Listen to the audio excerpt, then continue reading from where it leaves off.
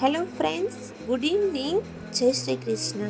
स्वागत है सिमीज व्लॉग। आज मैं आपको बताऊंगी बच्चों को सर्दी, खांसी और कफ हो जाता है तो एक रामबाण इलाज। देसी पान के पत्ते, आपको 8 से 10 पान के पत्ते लेने हैं। देसी पान के पत्ते से बच्चों की सर्दी, खांसी, कफ 2 से 3 दिन में ठीक हो जाएगा।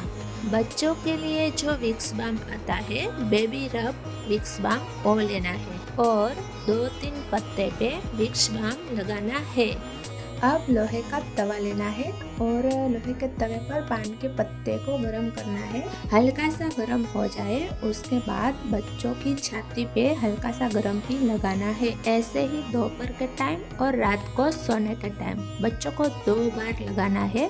सर्दी, खांसी और कफ 2 से 3 दिन में ठीक हो जाएगा। मेरा ये वीडियो अच्छा लगा हो तो सब्सक्राइब कीजिए, लाइक कीजिए और कमेंट कीजिए। Thank you.